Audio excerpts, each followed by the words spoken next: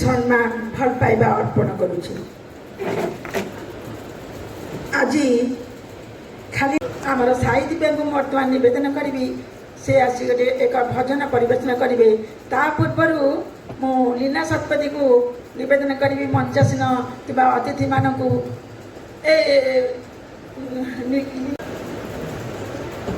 जाउची जहार ना होची संज सकाळे तुम छवि खोजे।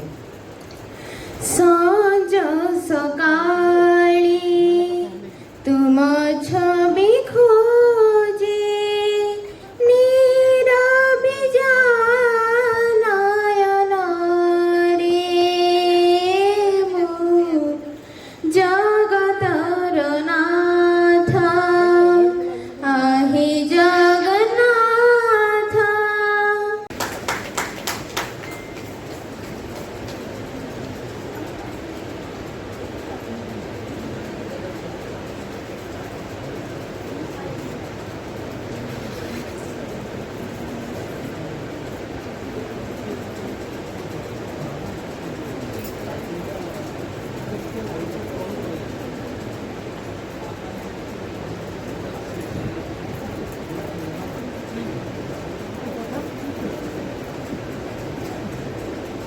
जाउची से बहुत खुशी लगुच आपण मैंने समस्ते बहुत संख्यार आसो मोर बहुत विश्वास।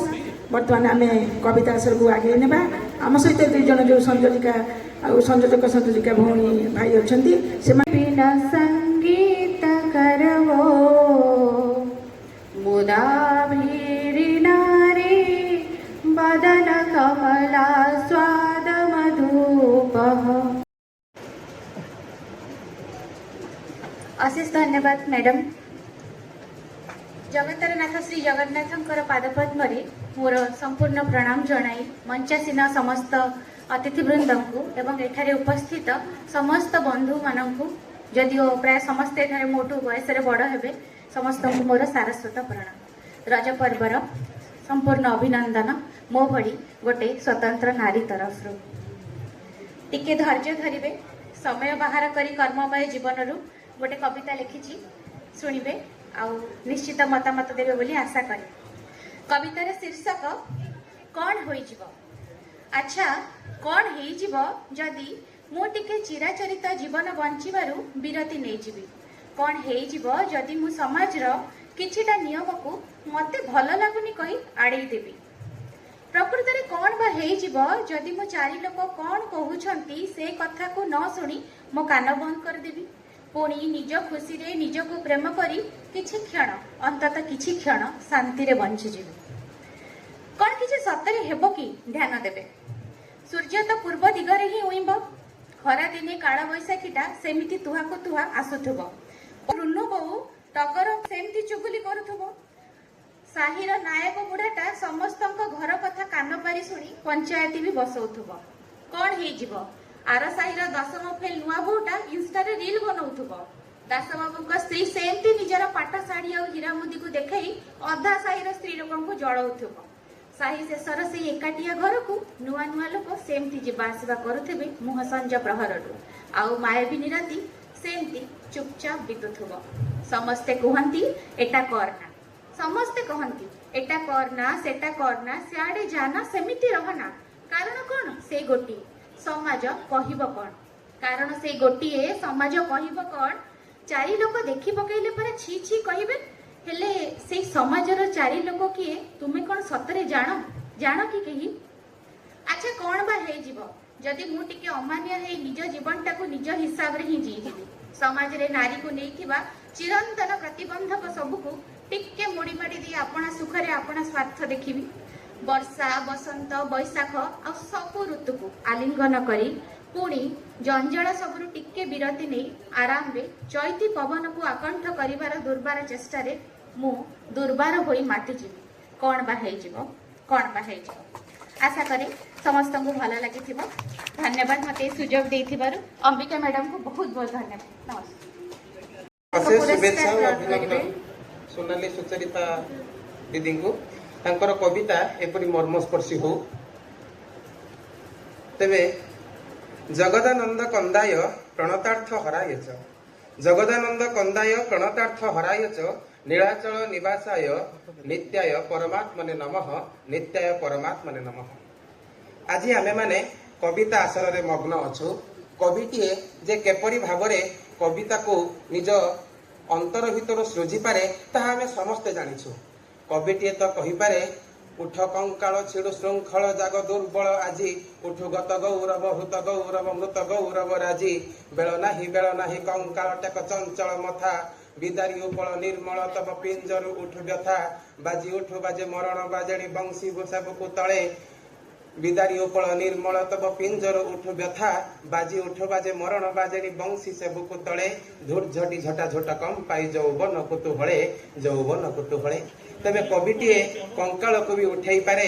कविटीए प्रतिटी नाड़ी प्रतिटी हृत्पिंड प्रतिटी हृदय प्रतिटी अस्थि कलिजा मांसपेशी सबुथिरे भरी पारे उन्मादना। तबे से कविर कविता आज आपण मानक आगरे उपरिष्ट आपण मानक आगरे आज उपविष्ट से कविता आज आपण मानक सम्मुख आगरे कविटीए परसुची तार कविता। तबे ए कवितार हातताली उणा अछि बोली मु अनुभव करूची। तबे कविटीए पई ए हातताली आहुरी ताको उत्साहित करू एतिकी कही मु पुणी डाकिबी आमर परवर्ती कवि केतन रणा को मु अनुरोध करी परवर्ती कविता सहित से मंच को आसबी। समय रे एठी ग्रीष्म कांति जाए दूरबिल पथे मृत्यु कांदे बाहुनी बाहुनी जीवन निर्मम भाव जंत्रणा दिए मु तते जीवन जंत्रणा उद्धारी बोली मृत्यु आसी कान पाखे कहे। एठी एमिति ही संपर्कर सेतु निर्माण हुए एठी एमिति ही संपर्कर सेतु निर्माण हुए जणे न डाकिबा पर्यंत अन्य जणे डाकिबा को इच्छा करे नाही जणे न कहिबा पर्यंत अन्य जणे कहिबा को पाटी खोले नाही जणे न बुझिबा पर्यंत अन्य जणे बुझाइबा पाई धाई आसे नाही। हेले समस्ते तो से जणे भीतर ही सीमित रही गले तेबे अन्य जणे होई एठा को केही कदापि केबे आसे नाही। अनेक प्रश्न पचारिले अनेक अनुरोध कले अनेके गवेषणा कले अनेके बाध्यबाधकता कले मोर गोड़ हाथ धरिले तमे केबे पचारिल नाही तुम कविता उपन्यासर प्रतिटी शब्दरे लुचि रहितिबा मनीष किए बोली। काली की सबु बदलाई दबाकु हबो काली की सबु बदलाई दबाकु हबो सबु भूली पुणी तुमको भूलिबाकु हेबो पुणी थरे तुम बिना मते ए निर्जन सहर रे एकुटिया बाट चलिबाकु हबो। खोजिले भी तमे आउ कोन मिलिबो जे खोजिबी तुमे जाई सारिथिबो निज दुनिया को निज हिसाब रे नुआ करी बंचिबाकू तेणु मु पुणी थरे निजको निजे मारी देबी नुआ करी गढ़िबाकू। तमे आसीथिलो अचिन्हा होई तमे आसीथिलो अचिन्हा होई आसीथिलो जाजाबर अवस्थारे घरटीए निर्माण कल मो छाती भितरर बाहाल जमीरे जेउ पाखरु धड़ धड़ ध्वनि सुना जाए सेई स्पंदन पाखरी घर गढ़िल कलिजार टुकुड़ा नहीं रक्त मांसर सिमेंट चढ़ाई इटा गढ़ाई। धन्यवाद।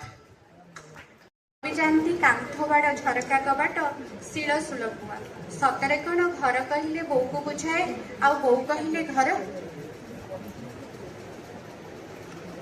आपण मानक समस्त को मोर रजर शुभेच्छा एवं प्रणाम। मु प्रकृति देइथिली आज कविता पढ़ी बोली बो किंतु आज जेतु रज उत्सव एवं समस्त उत्सव मुखर मो बो पढ़ी कार माने आखि उदा करने चाहूनी तेणु मु आज मोर परिवर्तन कर कविता हूँ रज।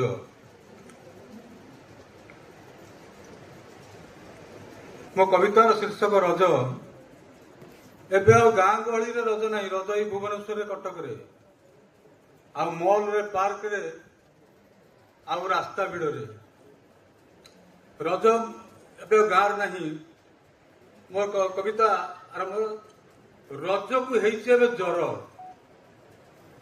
रज को हेइछि एबे जर गाँ गंडारे तो हेंस मिलुनी गाँ गंडारे तो हेंस मिलुनी रेजेई घोड़ेई शोइछि रज को एबे जर हेइछि। टंका मुठे धरी झियर बापटा टंका मुठे धरी झियर बापटा दलाल हाथ रे गछ टेकी देला बाकी जहा थिला काल बैशाखीटा नेला।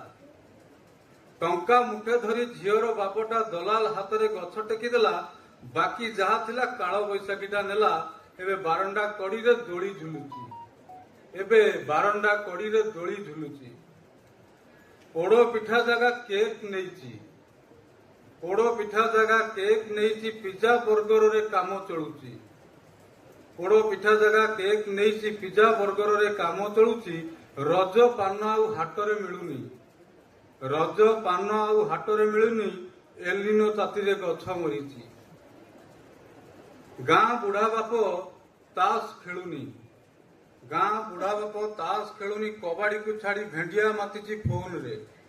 ଗାଁ ବୁଢା ବାପ ତାସ ଖେଳୁନି। ଭେଣ୍ଡିଆ ମାତିଛି ଫୋନରେ। ଗହଳି ଚହଳି ପାର୍କ ଓ ମଲରେ ଗାଁ ଛକ ଖାଁ ଖାଁ ଲାଗୁଛି। ଗାଁ ଛକ ଖାଁ ଖାଁ ଲାଗୁଛି। ଭୁଆ ଶୁଣି ଆଉ ହଳଦୀ ମାଖୁନି। ଭୁଆ ଶୁଣି ଆଉ ହଳଦୀ ମାଖୁନି। ଅଳତା ନାଉନି ସଜବାଜ ହେଇ ହେବା ଭୁଲି ଯାଇଛି।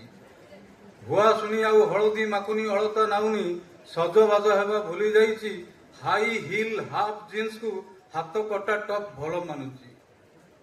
ହାଇ ହିଲ୍ ହାଫ୍ ଜିନ୍ସକୁ ହାତ କଟା ଟପ୍ ଭଲ ମାନୁଛି।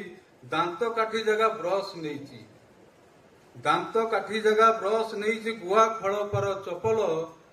ମୌସୁମୀ ବଦଳେ କାଳ ବୈଶାଖୀ। କୁଆ ପଥର ମାଡ଼ରେ ରଜଟା କାଲୁଆ ପଡ଼ିଛି। ରଜଟା କାଲୁଆ ପଡ଼ିଛି। ଅଛେ ଦିନ ପରେ ଆସିଛି। ଅଛେ ଦିନ ପରେ ଆସିଛି। ବଜାର ଦର ମହଙ୍ଗା ମାଡ଼ରେ। ଅଛେ ଦିନ ପରେ ଆସିଛି। ବଜାର ଦର ମହଙ୍ଗା ମାଡ଼ରେ। ରଜକୁ ବା ଏବେ ଜ୍ୱର ହେଇଛି। ରଜକୁ ବା ଏବେ ଜ୍ୱର ହେଇଛି। କୁଆଁରୀଟା ଆଜି ଅଭିମାନ କରି ବସିଛି। କୁଆଁରୀଟା ଅଭିମାନ କରି ବସିଛି। ଜୟ ଜଗନ୍ନାଥ।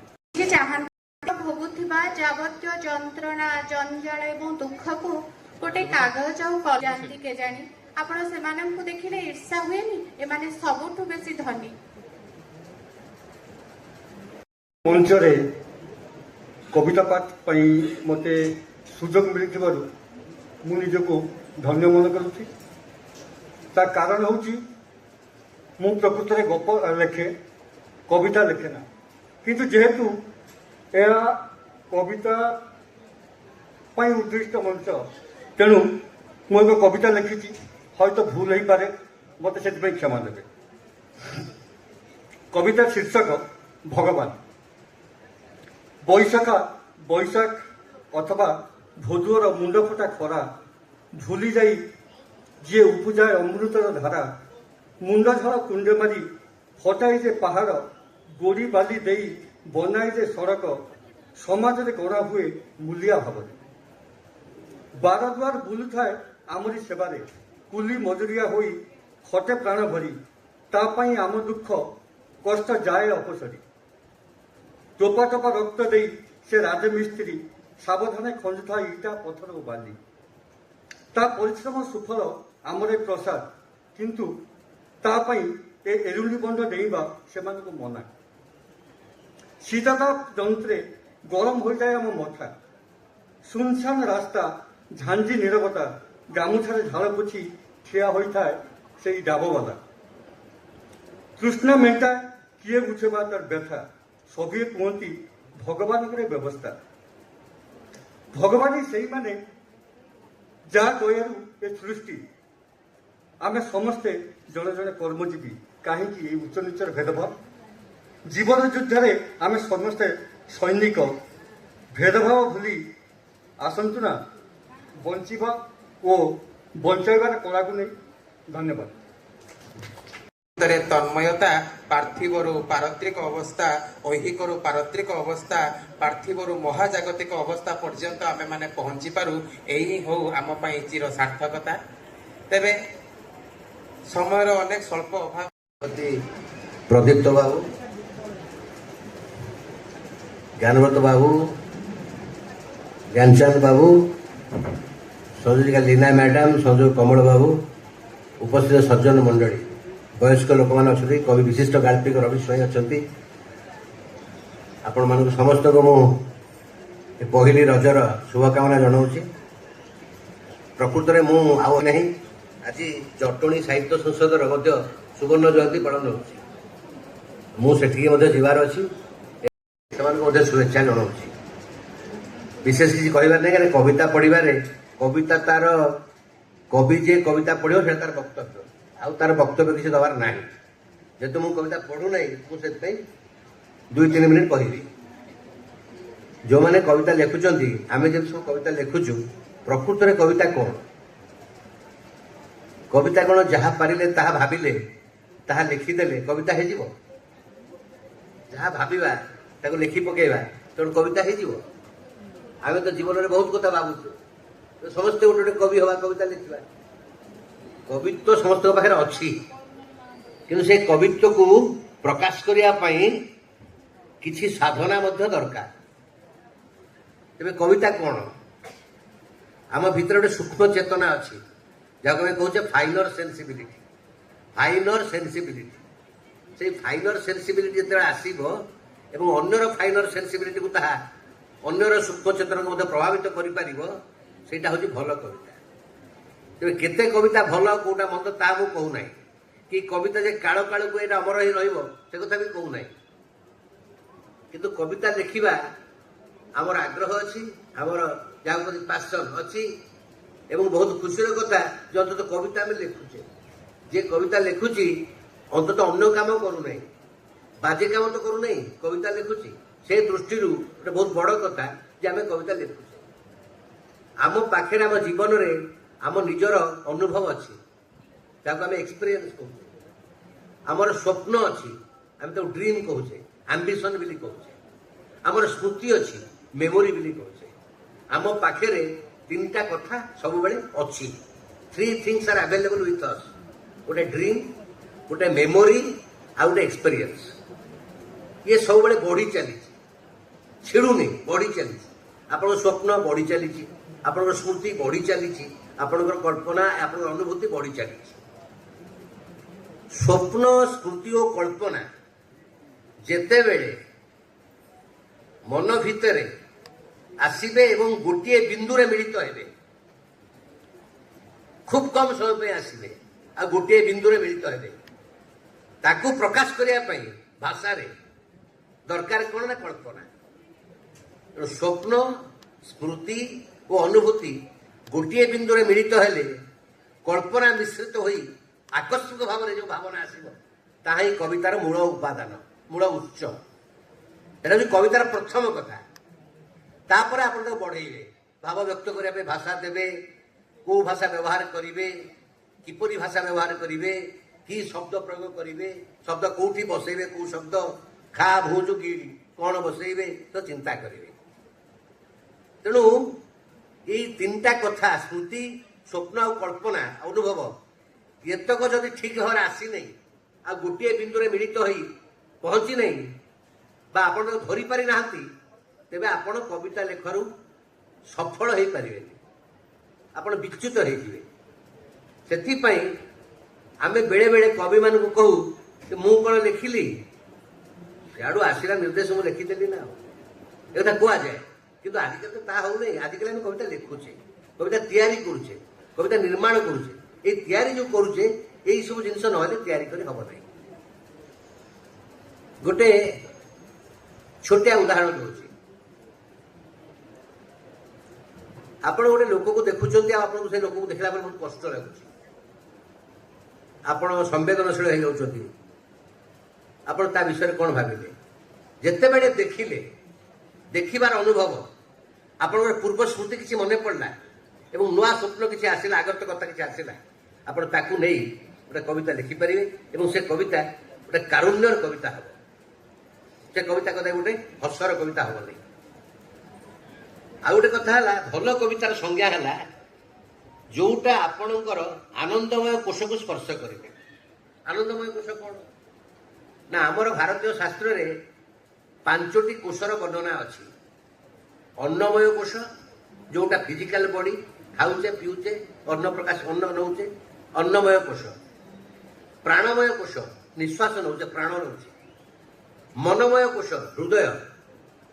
ଅନ୍ନମୟ କୋଷ, ପ୍ରାଣମୟ କୋଷ, ମନମୟ କୋଷ, ତାପରେ ବିଜ୍ଞାନମୟ କୋଷ, ଆମର ରିଜନିଂ, ଯାହା ଭାବୁଛେ, ଚିନ୍ତା କରୁଛେ, ନୂଆ ନୂଆ କଥା।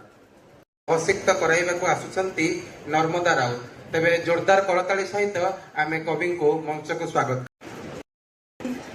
ରଜର ସମସ୍ତଙ୍କୁ ଶୁଭେଚ୍ଛା ସହ ମୁଁ ସମସ୍ତଙ୍କୁ ମଧାମାତି ପ୍ରଣାମ ଜଣାଉଛି।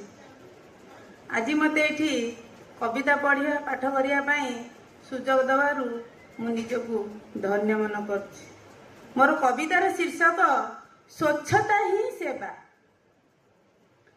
ସ୍ୱଚ୍ଛତା ହିଁ ସେବା, ସ୍ୱଚ୍ଛତା ହିଁ ପୁଣ୍ୟ, ସ୍ୱଚ୍ଛତା ହିଁ ଭଗବାନ। ସ୍ୱଚ୍ଛତାରେ ବ୍ରତୀ ଯିଏ ସଦା ଥାଏ ସେଇ ଅଟେ ବିଜ୍ଞ ଜନ।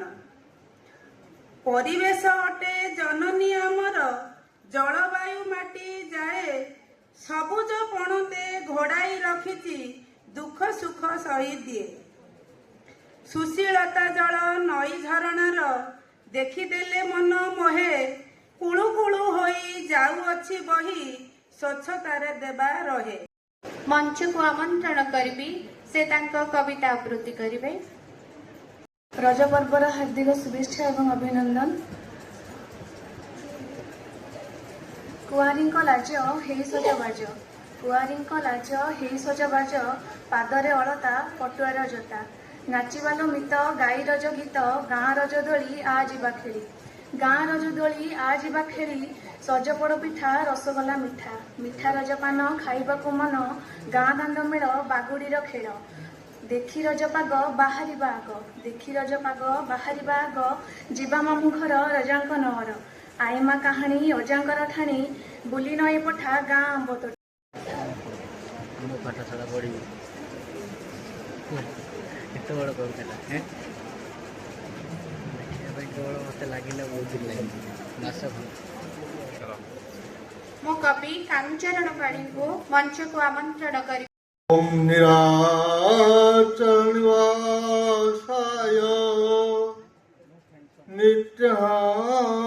ନିତ୍ୟାପରାତ୍ମନେ ବଳଭଦ୍ର ସୁଭଦ୍ରାଭ୍ୟାଂ ଜଗନ୍ନାଥାୟ ନମଃ। ରଜ ପର୍ବରେ ଶୁଭେଚ୍ଛା ଓ ଅଭିନନ୍ଦନ, ସମସ୍ତଙ୍କୁ ମୋର ପ୍ରଣାମ। ମୋର ପାଟି ଅଟକି ଯିବ କିନ୍ତୁ ମୋର ଲେଖା ଅଟକିବ ନାହିଁ।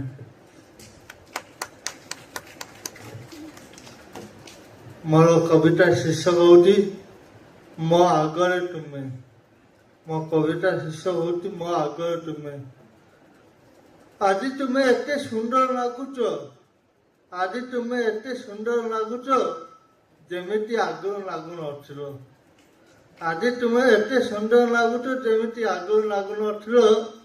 ତୁମେ ଶାଢ଼ୀ ପିନ୍ଧିଲେ ବହୁତ ସୁନ୍ଦର ଲାଗୁଛ, ଯେମିତି ତୁମକୁ କାହାର ନଜର ନ ଲାଗୁ, ଖାଲି ମୋହରେ ନଜର ଲାଗୁ।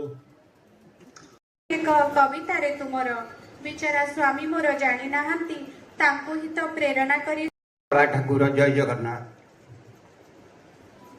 ଆହେ ମହାବାହୁ ତୁମେ ଥାଉ ଥାଉ ହେବ କି ହେ ସତେ ଅନ୍ଧାର, ବିଲୁଆ କୁକୁର ପଶିଯିବେ ଘରେ ରହିବନି କିଛି ବିଚାର।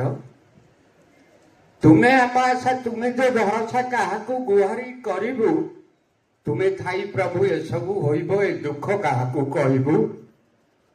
ହୀରାକୁଦ ପାଣି ଆସିବ ଉଜାଡ଼ି ସମୁଦ୍ର ଜଳରେ ମିଶିବ, ବିକଳ ହରିଣ ଡାକିବେ ମଣିଷ ସେବେଳେ କି ତୁମେ ନଥିବ। କଳ୍କି ରୂପକୁ କରିବ ଧାରଣ କଳା ଧଳା ଉଡ଼ା ଚଢ଼ି, ସେହି ଦୁଃଖ ବେଳେ ଯିବ କି ଛତିଆ ଛାଡୁଥିବୁ ଆମେ ରଡ଼ି।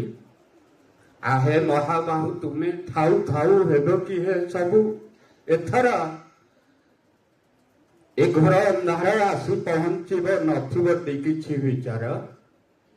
ନୂଆ ସଂସାରଟେ ଗଢ଼ିବ ସେଠାରେ ସବୁ ହେବ ନୂଆ ନୂଆ, ଆମେ ସବୁ ଆଉ ନଥିବୁ ଏଠାରେ ଜଳ ହୋଇଥିବ ଠିଆ। ସଂସାର ହୋଇବ ଜଳମୟ ପ୍ରଭୁ ରକ୍ଷା କର ଡାକୁଥିବୁ, ସେହି ଦୁଃଖ ବେଳେ ଯିବ କି ଛତିଆ ଦେଖୁଥିବ ଦୁଃଖ ସବୁ। ଆହା କହିବାକୁ କେହି ତ ନଥିବେ ଆମେ ଯିବୁ ସବୁ ମରି, ତୁମ ରଥଯାତ ହେବ ହେ ଶାନ୍ତ ଆଉ କି ଆସିବୁ ଫେରି, ଆଉ କି ଆସିବୁ ଫେରି। ସେ ନିଜର କବିତା ସମସ୍ତଙ୍କ ଆଗରେ ଉପସ୍ଥାପନ କରିବେ।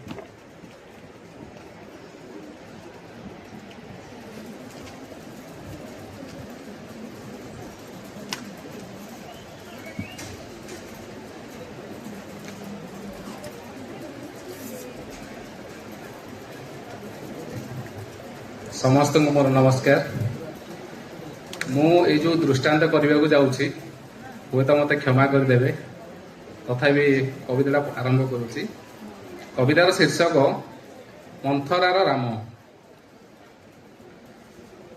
ଯାଅ ଯାଅ ରାମ ନେମି ଦଶରଥ ପୁତ୍ର, ମୁକ୍ତ ହୁଅ ପୁତ୍ରରୂପୀ ଦଶରଥରୁ। ମୁକ୍ତ ହୁଅ ପ୍ରାଚୁର୍ଯ୍ୟ ଅଳଙ୍କାର ଅହଙ୍କାର ମୋହରୁ, ମୁକ୍ତ ହୁଅ ଯୁବରାଜ ରାଜ୍ୟରୁ, ମୁକ୍ତ ହୁଅ ମାନବୀୟ ମାୟାରୁ। ଯାଅ ଯାଅ ରାମ ସଂଘର୍ଷ ବାସ ପରେ ଈଶ୍ୱର ହୋଇ ଫେରିଆସ। ମୁଁ ଅପେକ୍ଷା କରିବି ତୁମେ ସୀତାବାସେ ରହି ହସ ହସ ମୁଖେ ଯଦି ବର୍ଷ କାଟିବ, ମୁଁ ଚିରବନ୍ଦିନୀ ରହି ତୃପ୍ତ ରହିବି। ମୁଁ ଅପେକ୍ଷା କରିବି ତୁମେ ସଂଘର୍ଷରେ କ୍ଷଣ କ୍ଷଣ ଯଦି ସ୍ମୃତି ସହିବ, ମୁଁ ଅଂଶୁକାୟ ଆଲୋକହୀନ ଏ କୋଠରୀରେ ଲୁହ ନଟପଟ ଥିବି।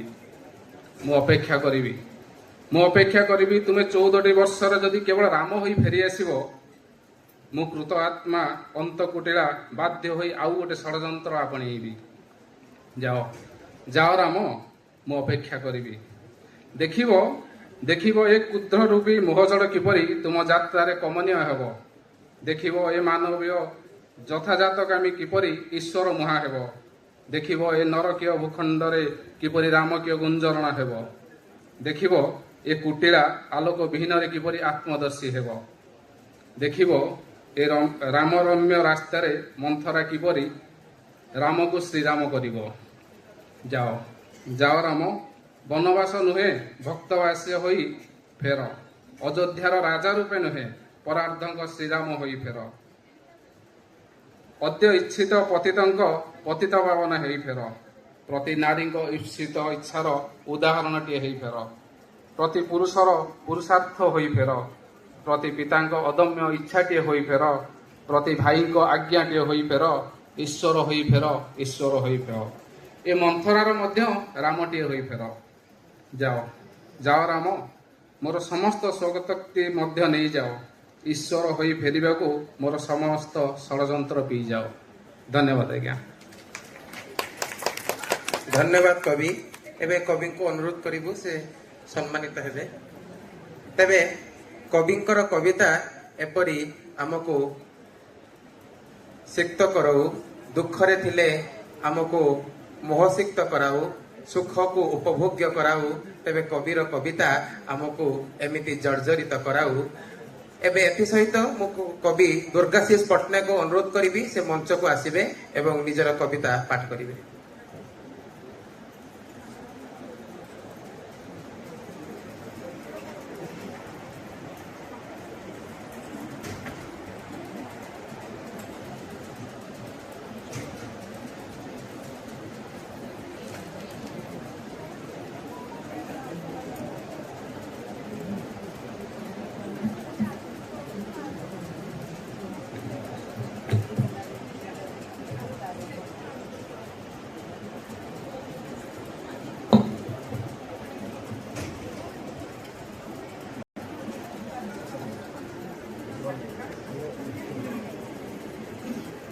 ଏହି କବିତା ଆସରରେ ପୋଷାକ ପିନ୍ଧିଲେ ଅନୁଭବ କରି ହୁଏ ପୁରୁଷର ସତ୍ତା।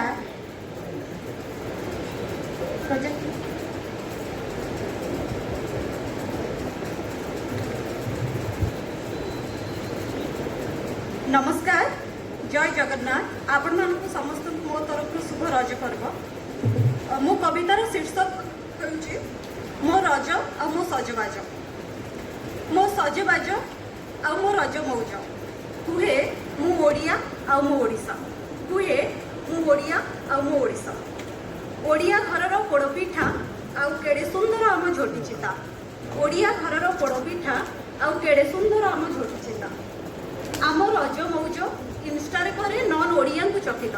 ଆମ ରଜ ମଉଜ ଇନଷ୍ଟାରେ କରେ ନନ୍ ଓଡ଼ିଆଙ୍କୁ ଚକିତ। ଖାଇ ଖଣ୍ଡେ ଖିଲିପାନ ଆମେ କହୁ ଚାଲ କରିବା ରଜଗାନ। ଖାଇ ଖଣ୍ଡେ ଖିଲିପାନ ଆମେ କହୁ ଚାଲ କରିବା ରଜଗାନ। ମୋ ପହିଲି ରଜ, ମୋ ରଜ ମଉଜ ଆଉ ରଜ ସଂକ୍ରାନ୍ତି ମନରେ ଭରିଦିଏ ଏକ ନିଆରା ଶାନ୍ତି। ଲୋକେ କୁହନ୍ତି ନାରୀ ଦୁର୍ବଳା, ଲୋକେ କୁହନ୍ତି ନାରୀ ଦୁର୍ବଳା, ହେଲେ ମୋ ଓଡ଼ିଶାର ରଜ କୁହେ ନାରୀ ସବଳା। हेले मो ओडिशार रज कुहे नारी सबल समाज कुहे नारी 7 दिन हे जाए अछुआ समाज कुहे नारी 7 दिन लगी हे जाए अछुआ हेले मो ओडिशार रज कुहे नारी नुआ ड्रेस पिंधी सजबाज हेले हे जाए काले खूब मन छुआ हे जाए काले खूब मन छुआ गाँ गंडारे रजर बास गाँ गंडारे रजर बास खेले दिए खासी मांस आउ पोड़ पिठार बास चौपास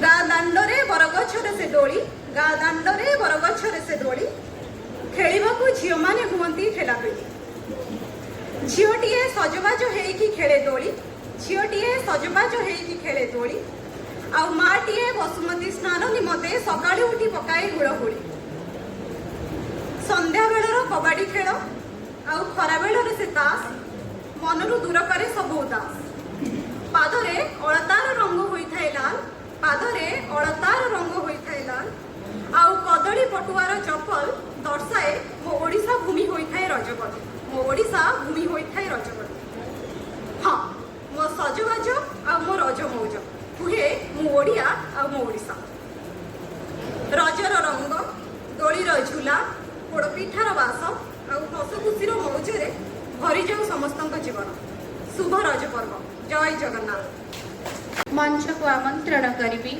से आम ओडिया साहित्य जगतर जड़े उज्जवल नक्षत्र टिके जोरदार करताड़ी ले जाओ आम मुख्य अतिथि स्वागत पाई। जय जगन्नाथ नमस्कार मैडम टिके बड़ साहित्य कहते बड़ बड़ साहित्यिक नुह मु प्रथमे এই कोठघर साहित्य पत्रिका एवं प्रकाशनी प्राण प्रतिष्ठाता श्रीमती अंबिका स्वाई मैडम को मो धन्यवाद तथा मथारत प्रणाम जनाऊँ एवं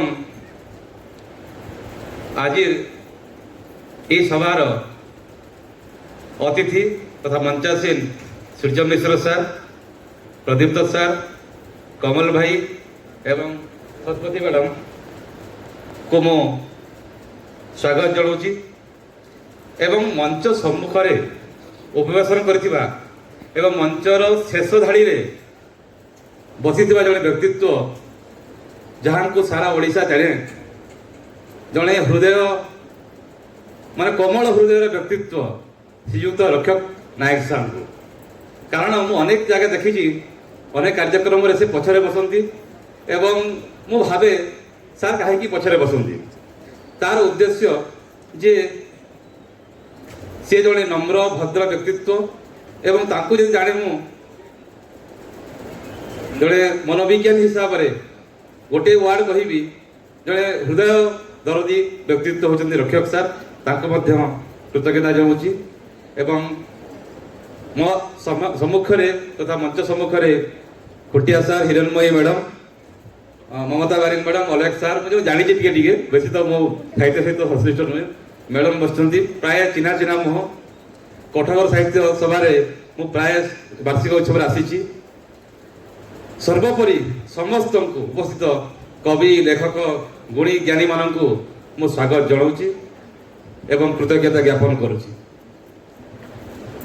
वर्तमान भाषण सभा देवा समय नहीं आम परवर्ती कार्यक्रम हम आमर मान्यगण्य अतिथि माने आसी पहुँची गले मु गोटे कथा कहि जड़े मनोविज्ञानी तथा शिक्षा परामर्शदाता हिसाब से शिक्षा सहित सब जड़ित थिबा व्यक्तित्व हिसाब से जड़े कैरियर काउंसिलर हिसाब से मो मन में गोटे आंदोलित हुए जे जिते बड़े गोटे आईएएस पाए सब बड़े टीवी रे बाहर आपन खोलला माने रील वीडियो रे खाली आईएएस ओपीएससी क्वालिफाई हो गला ये हो गला की रैंक आसिला जड़े भलो डांसर तार ना को हाईलाइट हुए जड़े आर्टिस्ट तार भी हाईलाइट हुए कि जड़े कवि ताकू एते हाईलाइट हुए मु जा भाबुची हे may be may not be किंतु वास्तव में individual difference all human beings सबु मनुष्य भितर गोटे यूनिक क्वालिटी थाए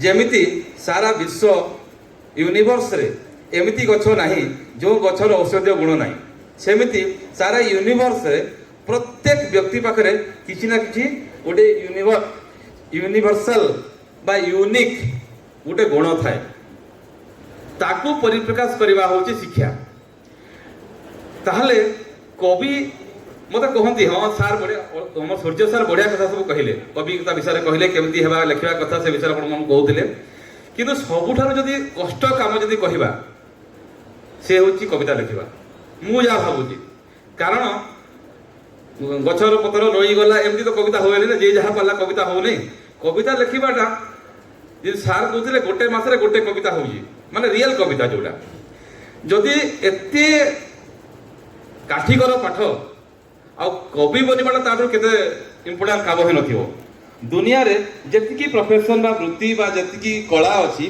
सबुथुरु जदि मते पचरा जाए सबुठु काठीकर पाठ इम्पोर्टेंट पाठ ताहा होची कविता लेखिबा जहा कि आज समावेश रे आपण माने समावित होचंती एवं जन कवि केवल ओडिसा नहे सारा भारत रे आपण लेखा को परिप्रकाश करूचंती तो एठी मु कहबा उद्देश्य होला कवि केबे पछरे नुहे कवि सब बड़े आगरे जदि सेलिब्रिटी मानको हम देखिया पई आगर सेलिब्रिटी कहा जाए सेंती कवि माने भी मते गोटे सेलिब्रिटी हेबा दरकार तांकर एमिति लेखा लेखिबा दरकार जदि कवि वीरकिशोर थिले तांको ना आबे मन रखजंती सेंती आमे एमिति कवि बनिबा आउ गोटे कथा कहूची जे मु बेले बेले चिंता करे मु आज कविता लिखि देबी मु तो कवि संगे 10 वर्ष 11 वर्ष लाडी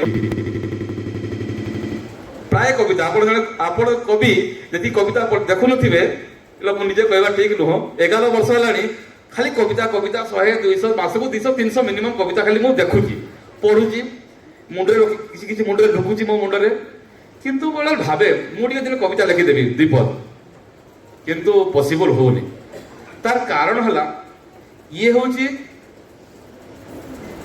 गॉड गिवन एवं भगवान कर आशीर्वाद न हले ये संभव हबो नहीं मो दुईटा पद रे मोर कथा एंड करिबी आमे जो शास्त्र कहूजु ज्ञान शास्त्र वेद उपनिषद जो कहूजु शास्त्र दुईटा शब्द गोटे श्रुति आउ स्मृति जेते बेले ए मो आपनको कथा ही कहूची नुआ कथा किछि कहूने जेते बेले सृष्टि आरंभ हला सेते बेले श्रुति आसिला हमर मुख्य अधिवेशन अतिथि माने सब आसीगले तेणु आम प्रथम अधिवेशन में जो कवि माने कविता पाठ कले समस्त को कोटकर तरफ अशेष अशेष धन्यवाद आ द्वितीय अधिवेशन आरंभ करने पूर्व मो समस्त को आउ थे प्रथम रजर अनेक अनेक शुभेच्छा शुभकामना जनाऊँगी एवं आग को आज कार्यक्रम नापी मु शिवानंद को अनुरोध करुच्ची थैंक यू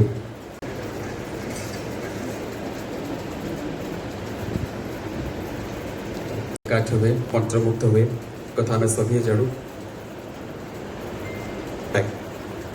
दिने गंगा ठार गोदावरी पर्यंत जो राज्यर सीमा लंघन करे जार साहित्य समुज्वल भाषा और विभव एकाठी करे माटीर साहित्य सहित संपर्कित अनेक पर्व आम समस्त को एकाठी कर बहु विभव एकाठी करे आप समस्त को पुणी थे ओडिया जातिर एकमात्र अस्मितार अनन्य पर्व जहाँ वर्षणशील एवं कर्षण मुखर माटीर अनन्य सम्मिश्रण को स्वागत करिबार पर्व रखे और नारी सृजनिकार एक पर्व भाव में ओडिया जाति नारी जगतीकरण और नारी सशक्तिकरण पूजा को स्वीकार करेछि ए माटीर अनन्य पर्व रज पर्वर प्रारंभिक फर्दर आम सभी आप समस्त को आउ थे स्वागत करुछु समय आम पाखर यथेष्ट कम आप समस्त को आउ थे निवेदन करने चाहिए आपण समय और दिव्य मुहूर्त में अनुरोध करी कोठगर परिवार जहाँ महाप्रभुंकर नीतिकांति महाप्रभुंकर संस्कृति सहित जड़ित कोठगर जो समस्त प्रकार बाछ विचार ऊर्ध्वे आम सभी एकाठी हुए साहित्यर भिन्न भिन्न विभव को जो मैंने परिपृष्ट कर निज लेखनी बल से सारस्वत साधक मानक चलती समय जो मैंने ओडिया साहित्यर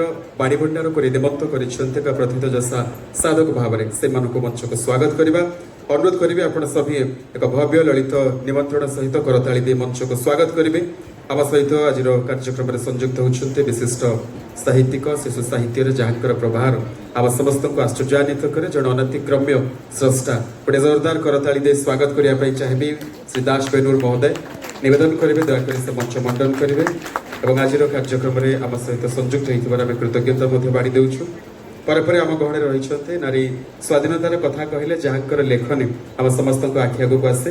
କେତେବେଳେ କିନ୍ନରର କଥାକୁ ଯିଏ ଆଙ୍କି ପାରନ୍ତି ଗପରେ ଆଉ କେତେବେଳେ ରେଡ୍ ହ୍ୱାଇଟ୍ରେ ଗପ ଲେଖିବାର ସାହସ ରଖନ୍ତି ଏବଂ ଯାହାଙ୍କର ପ୍ରତ୍ୟେକଟି ଶବ୍ଦ ଗାଳ୍ପିକମାନଙ୍କୁ ମଧ୍ୟ ଦିଗ୍ଦର୍ଶନ ଦିଏ।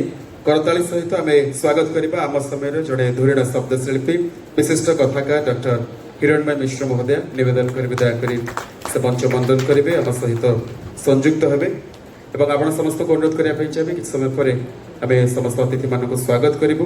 ବର୍ତ୍ତମାନ ଅନୁରୋଧ କରିବା ପାଇଁ ଚାହିଁବି ଦୟାକରି ମଞ୍ଚରେ ଆମ ସହିତ ଯୋଡ଼ି ହେବେ ଶ୍ରୀ ଦାସ ବେନୁର ମହୋଦୟ ଏବଂ ଡକ୍ଟର ହିରଣ୍ମୟ ମିଶ୍ର ମହୋଦୟ। ଅନୁରୋଧ କରିଛି ଦୟାକରି ମଞ୍ଚ ମଣ୍ଡନ କରିବେ ଏବଂ ଅନୁରୋଧ କରିବା ପାଇଁ ଚାହିଁବି ଯାହାଙ୍କର ପ୍ରଚେଷ୍ଟା ଆପଣ ସଭିଙ୍କୁ ଏକାଠି କରିছে ଏବଂ କୋଠଘର ଭଳି ଏକ ବିରାଟ ପ୍ରାଙ୍ଗଣରେ ଆମେ ସଭିଏ ଏକାଠି ହେଇଛୁ। ନିବେଦନ କରିବା ପାଇଁ ଚାହିଁବି ଅମ୍ବିକା ମ୍ୟାଡମଙ୍କୁ ଦୟାକରି ସେ ମଞ୍ଚକୁ ପାଛୋଟି ଆଣିବେ ଅତିଥିମାନଙ୍କୁ ଏବଂ ଆପଣମାନେ ସଭିଏ ଯେଉଁମାନେ ସାହିତ୍ୟର ପ୍ରତ୍ୟେକଟି ବିଭାଗକୁ ରିଦିମନ୍ତ କରିଛନ୍ତି ଆମେ କୃତଜ୍ଞତା ବାଢ଼ି ଦେଉଛୁ। ଗୋଟେ ଜୋରଦାର କରତାଳି ସହିତ ସ୍ୱାଗତ କରିବା ସାହିତ୍ୟିକା ଏବଂ ତତ୍ସହିତ ରାଜ୍ୟ ସରକାରଙ୍କର ମିଶନ ଶକ୍ତି ବିଭାଗର ଯୁଗ୍ମ ସଚିବ ମହୋଦୟା। ଗୋଟେ ଜୋରଦାର କରତାଳି ଚାହିଁବି ଆପଣ ସମସ୍ତଙ୍କ ଠାରୁ। ନିବେଦନ କରିବେ ଶ୍ରୀମତୀ ମମତା ବାରିକ ମହୋଦୟା ଦୟାକରି ସେ ମଞ୍ଚରେ ଆମ ସହିତ ସଂଯୁକ୍ତ ହେବେ ଏବଂ ଆମେ ସୌଭାଗ୍ୟଶାଳୀ ଆମ ପରିବାର ଯାହା ବିଗତ ଅନେକ ବର୍ଷ ଧରି ଓଡ଼ିଆ ସାହିତ୍ୟକୁ ଏବଂ ଓଡ଼ିଆ ସାହିତ୍ୟର ଅନେକ ସ୍ରଷ୍ଟାଙ୍କ ସ୍ୱତନ୍ତ୍ର ପରିଚୟ ପ୍ରଦାନ କରିছে। ସେହିଭଳି ଏକ ପରିବାର ଯାହା ସ୍ରଷ୍ଟାମାନଙ୍କୁ ଆନ୍ଦୋଳିତ କରେ ତାର ସଭାପତି ଭାବରେ ଦାୟିତ୍ୱ ନିର୍ବାହନ କରୁଛନ୍ତି ଏବଂ ପୁଣି ଥରେ ଆପଣ ସମସ୍ତଙ୍କୁ ହୃଦୟ ଭରି ଅଭିବାଦନ ଜଣାଉଛୁ। ବର୍ତ୍ତମାନର ସମୟ ଯେତେବେଳେ ଓଡ଼ିଆ ସାହିତ୍ୟର କଥା କହୁ ଯାହାକୁ କେନ୍ଦ୍ର କରି ଅନେକ ସାହିତ୍ୟ ଯାହାକୁ କେନ୍ଦ୍ର କରି ଜଣାଣ ଚୌତିଶା ଏବଂ ଓଡ଼ିଆ ଜାତିର ଅସ୍ମିତାର ଠାକୁର ଭାବରେ ପରିଚିତ ନୀଳାଦ୍ରିଶ କଳାର ଠାକୁର ଆମ ସମସ୍ତଙ୍କର ଅନ୍ତରୁ ଅନନ୍ତ ପର୍ଯ୍ୟନ୍ତ ପରିବ୍ୟାପ୍ତ ଯାହାଙ୍କର ଭାବ ଏବଂ ଯାହାଙ୍କର ଭକ୍ତିରେ ଆମେ ସଭିଏ ତଲ୍ଲୀନ ପ୍ରାତଃସ୍ମରଣୀୟ ମହାପ୍ରଭୁ ଜଗନ୍ନାଥ ଶ୍ରୀ ଜଗନ୍ନାଥଙ୍କର ପଦାରବିନ୍ଦରେ ପ୍ରଦୀପ ପ୍ରଜ୍ୱଳନ ସହିତ ଶୁଭ କାର୍ଯ୍ୟର ଆମେ ଶୁଭାରମ୍ଭ କରିବୁ। ଆନୁଷ୍ଠାନିକ ଭାବରେ ସମସ୍ତ ଅତିଥିମାନଙ୍କର ପଦାରବିନ୍ଦରେ ନିବେଦନ କରିବୁ ଦୟାକରି ପ୍ରଦୀପ ପ୍ରଜ୍ୱଳନରେ ସହଯୋଗ କରିବେ।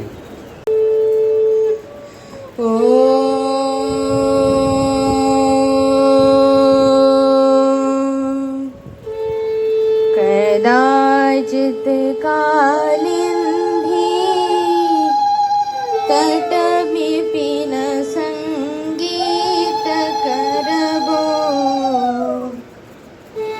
मुदाभिरी नारी बदन कमला स्वाद मधुपा रमा शाचितपदो जगन्नाथ स्वामी नयनपथगामी भवतु मे जगन्नाथ स्वामी नयनपथगामी भवतु मे जगन्नाथ स्वामी नयनपथगामी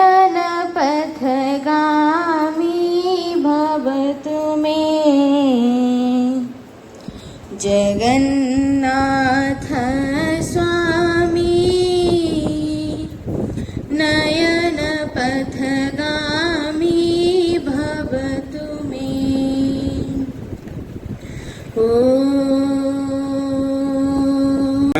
ଆମ ଅତିଥିମାନଙ୍କୁ ଅତିଥି ଦେବୋ ଭବର ନ୍ୟାୟରେ ଆମେ ସ୍ୱାଗତ କରୁଛୁ। କରତାଳି ସହିତ ଆମେ ସ୍ୱାଗତ କରିବା ବିଶିଷ୍ଟ ପ୍ରାଧ୍ୟାପକ ଏବଂ ତତ୍ ସହିତ କ୍ଷୁଦ୍ର ଗଳ୍ପ ସାହିତ୍ୟ ଉପନ୍ୟାସ ଏବଂ ଶିଶୁ ସାହିତ୍ୟ କ୍ଷେତ୍ରରେ ଯାହାଙ୍କର ଗଭୀର ଅନୁରାଗ। କରତାଳି ସହିତ ନିବେଦନ କରିବି ଗୋଟେ ଜୋରଦାର କରତାଳି ଦେବେ ଏଟିକିଲି ମେଟିକିଲି ଏବଂ ଆମ ଓଡ଼ିଶା ଏବଂ ସ୍ୱର୍ଗୀ ଫୁଲ ଭଳି ଓଡ଼ିଶାର ଚର୍ଚ୍ଚିତ ଏବଂ ଶିଶୁ ସାହିତ୍ୟ କ୍ଷେତ୍ରରେ ଅଦମ୍ୟ ସାହସ ରଖୁଥିବା ବିଶିଷ୍ଟ ସ୍ରଷ୍ଟା ଦାସ ବେନୁର ମହୋଦୟ ଆମେ ସ୍ୱାଗତ କରୁଛୁ।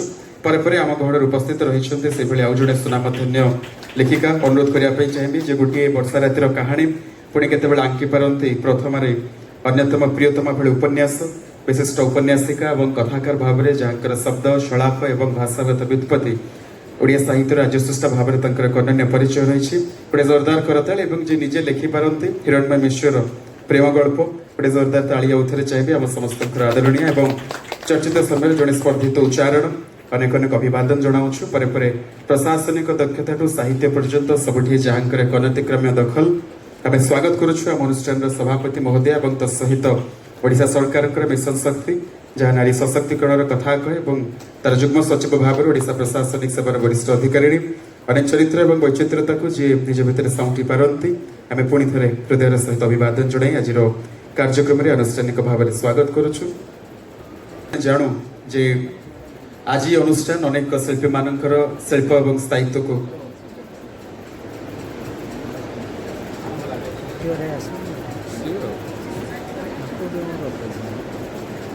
अनेक अनेक धन्यवाद एवं मंच को वर्तमान स्वागत करने चाहिए आम सहित संयुक्त अच्छा विशिष्ट कवि और आम समय जड़े वर्षियान कवि भाव में जहाँ अनन्य परिचय साहित्य अकादेमी पुरस्कार प्राप्त निवेदन करने चाहिए कवि रक्षक नायक महोदय दयाकोरी से मंच आम सहित जोड़े अतिथि भाव में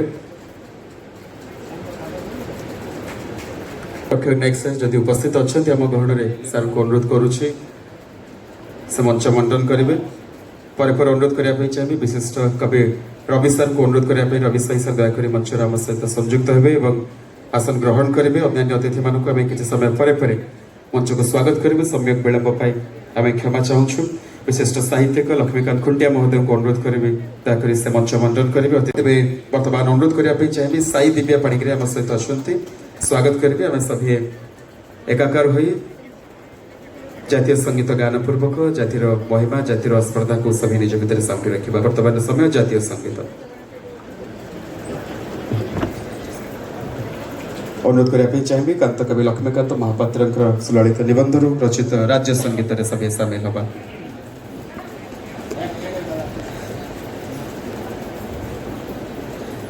वन्दे उत्कल जननी वन्दे उत्कल जननी वन्दे उत्कल जननी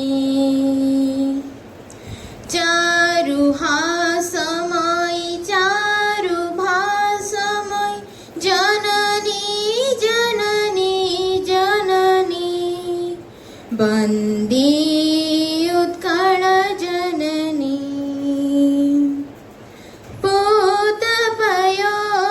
पूतपयोधिविदोद शरीर ताळतमाळ सुशोभित तीर सुब्रत तिनिकुल शिखर समीर जननी जननी जननी वन्दे उत्कल जननी घन घन वन भूमि राजितंगे नीलभूधर माला साजित रंगे काल काल मुखरित चारु विहंगे जननी जननी जननी वन्दे उत्कल जननी वन्दे उत्कल जननी वन्दे उत्कल जननी वन्दे उत्कल जननी वन्दे उत्कल जननी वन्दे उत्कल जननी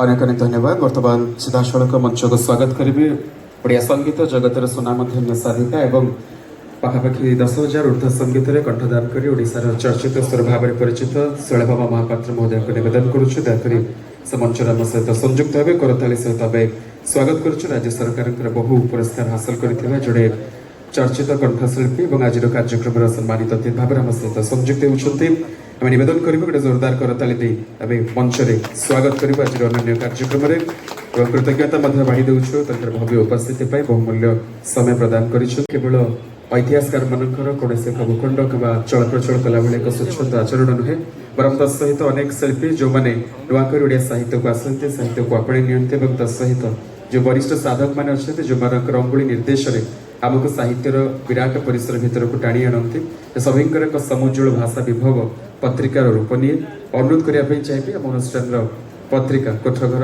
वार्षिक उत्सव अवसर में एक सुंदर पत्रिका रही जहाँ समस्त अतिथि मैंने पाठक मान उद्देश्य ओडिया साहित्य बाड़ी भंडार को समर्पित करेंगे जो अनेक साधकों एक समुज्वल भाषा व्युत्पत्ति आम सभी बर्तमान से पत्रिका को उन्मोचन कर अनुरोध करने चाहिए स्मरणिका जो रही आम पत्रिका उन्मोचित करूँ अनुरोध करने चाहिए अतिथि मान पत्रिका उन्मोचन सहित मुहूर्त को आहरी सुंदर एवं दिव्य करेंगे। कोठाघर प्रकाशनी वर्तमान अनेक साधकों विगत 4 ରୁ 5 वर्ष धरी अनेक नवजन्म साधक एवं तत्सहित अनेक वरिष्ठ लेखक मानकर लेखा को स्वीकृति प्रदान कर आसी आम समस्त सौभाग्य ये एक मनोज्ञ परिवेश और ओडिया साहित्यर ओडिया पर्वपर्वाणी और परंपरा भितर एक अनन्य परिचय रखुवा ए सुंदर कार्यक्रम में आम पत्रिका सहित पत्रिका उन्मोचन करुछु जो अनेक साधकों एकाठी आपण मैंने पाइबे गोटे जोरदार करताली सहित ये सुंदर मुहूर्त ए मनोज्ञ परिवेश जो शब्द माने जीवंत हुवंती एवं शब्दर अनन्य ढेउ भितर आपण माने निजको बहुबार पाइबे असरत शब्द मानकर भंडार को आपण माने निज भितर शांति नेबे अनुरोध करिया पई चाहे गोटे जोरदार करताली आउथरे समस्त राशिब भित समस्त अतिथि मानक कृतज्ञता ज्ञापन करूछु एवं वर्तमान समय जते बेले अतिथि माने हम सहित संयुक्त अछते पूज्य पूजार परंपरा संवर्धनार अनन्य पर्व जोठी साधक मानकर साधन को स्वीकृति जणाऊ प्रत्येक वर्ष भले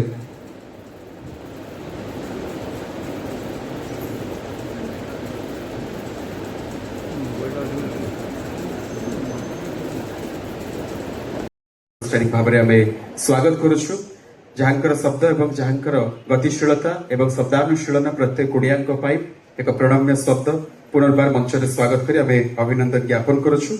वर्तमान जिते आम कहू आम संस्कृति आम परंपरा सहित भाषा एवं पर्वपर्वाणी अंगांगी भाव में जड़ित वर्तमान समय रज पर्व को आपण मान पाखे साहित्य आरंभ कर संस्कृति में एक अनन्य सम्मिश्रण रखुछु निवेदन करने चाहिए आम सहित कुनि कुनि नृत्यशिल्पी मैंने रही एक सुंदर प्रस्तुति आपण चलित वर्षर अनन्य संस्करण और आज मनोज्ञ परिवेश संस्करण को आपण मान पाखे रखुछु जहाँ अनेक शिल्पी अनेक स्रष्टा मानकर एक सार्थक शब्दर जीवंत उपन्यास जीवंत शब्द जीवंत भ्रमण कहानी और पुणी अनेक कविता एवं गल्पर एक समुज्वल भावधारा कृतज्ञता बाढ़ी देउछु। पर मंच में स्वागत करने चाहिए श्रीमद भागवत गीतार ओडिया अनुवाद एभली एक सत्साहस कर शिल्पी अर्जुनी चरण बेहेरा अनेक अनेक अभिवादन सहित जार गीतनाट्य व गीत काव्य स्वरूप प्रकाशित करुछंती आबे स्वागत करुछु तंकर ए सुंदर संकलन एवं निवेदन करिवे श्रीयुक्त अर्जुनी चरण बेहेरा दयाकरी से मंच उपस्थित रहिबे एवं तंकर संकलन अतिथि मानकर कर कमल रे ओडिया साहित्य प्रति एवं विशेष भाव में आध्यात्मिक साहित्य रे जो मानकर गभीर अनुराग एवं आस्पर्धा रही से निश्चित भाव में यह एक स्वागत योग्य एवं अनुरुचिर संदर्भ आम स्वागत करने चाहिए जो भावपूर्ण शब्द को भक्ति सहित आंदोलित कर श्रीमद भागवत गीतार ओडिया अनुवाद भाव से भिन्न भाव में प्रकाश करिसेंती स्वागत करुछु एवं समस्त अतिथि मानक मध्य निवेदन करुछु श्रीमद भागवत गीतार ओडिया अनुवाद एभली एक सत्साहस एवं एभली एक प्रेरणामय शब्द मानक आपण मानक पाखरे बाड़ी देइथिबा पखाली देइथिबा शिल्पी अर्जुनी चरण बेहेरा को अनेक अनेक अभिवादन मध्य जणाउछु। श्रीमद भागवत गीता प्रभु श्रीकृष्णंकर मुख निश्रुत शब्द माने जहाँ मानव जाति पाई समग्र मानवीय सत्ता पाई एक अनन्य आवेदन जहाँ आम समस्त जीवन को आज्वल एवं उज्ज्वलित करने सहित पथ प्रदर्शक भाव में आम समस्त को निनादित करुच्छे सभी पुणी थे एक जोरदार करताली सहित अभिनंदन ज्ञापन करेंगे शुभेच्छा बाड़ी देवे आशुतोष मेहर महोदय जो उपस्थित रही आम सहित जोड़ी हेबे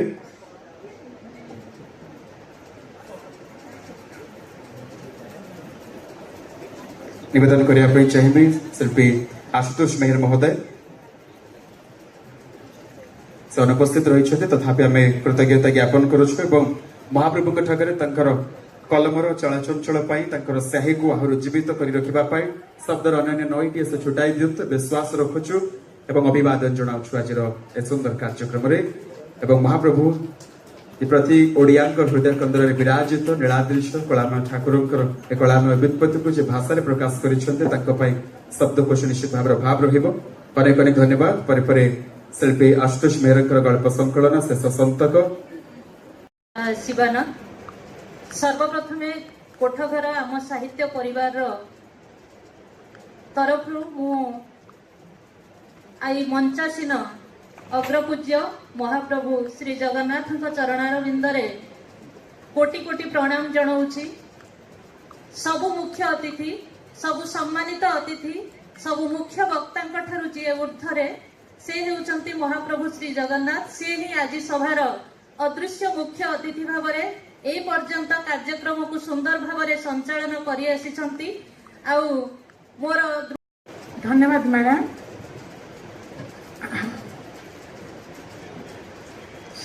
एते खुशी होइछि मु आपण को कौन कहबी किछि भी बुझि पानी।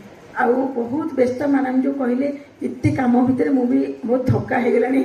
आउ मते किछि कहबा पई भी माने शक्ति साहस भी भितर आसुनी कारण बहुत परिश्रम करिया पड़ुछि।